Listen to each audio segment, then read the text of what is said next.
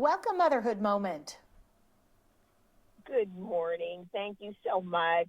I'll just get right to the questions.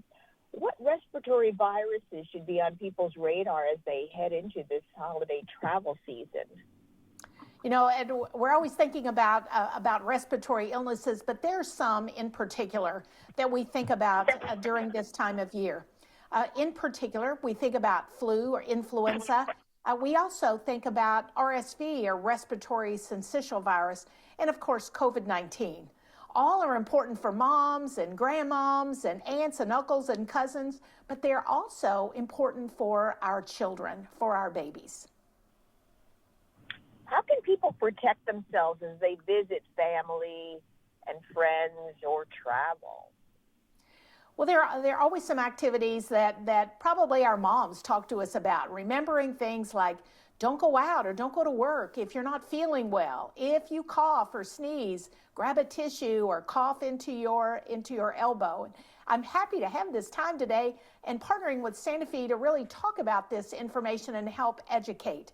And I think in particular to those things that our moms reminded us about, there are also some things now that we can think about with respect to vaccines or immunization that are critical when we think about that complete package of helping us do our best work to protect ourselves and others against respiratory illnesses. Can you talk about the personalized discussions that are necessary between people and their healthcare providers? I think our healthcare providers know us best in terms of what risk factors we have. So as a nurse practitioner, when I talk with a mom or I talk with a young set of parents about risk factors, I try to do several things. Number one, think about, what is it that is different in their life that places them at particular risk. So now when we have a mom that is now thinking not only about her own health, but also thinking about the health of her baby, that conversation really changes. And now that personalized approach becomes critical because there may have been things in her life that she was not as concerned about previously, but now she's thinking, oh my gosh, I've got this newborn baby. I know babies are developing their immune system as they grow. So what is it that I need to do to protect not only me, but now protect this child? Are there special considerations for other populations? Well, I think when we're looking at our total population, certainly we want to think about our adults that are 65 years of age and older. We're thinking about influenza, RSV, and COVID-19.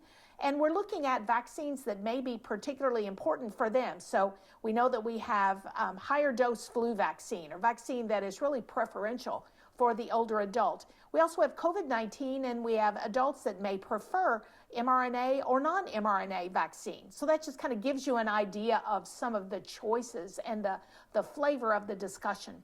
When we think about parents of infants, we know that when infants are born, they lack a mature or a robust immune system. So they may need a little bit of help, and this becomes really important during RSV season, which is now during this respiratory season. So we can provide them with antibodies that help protect them against RSV.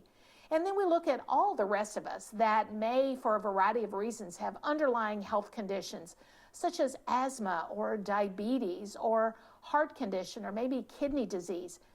It's important to remember that disease prevention or assistance with disease prevention through vaccines and vaccination is an important way to help make sure that we are taking a step toward enjoying our holiday season together. So we can be together, we can be sharing fun and family and friends, and let's do that in a safe way.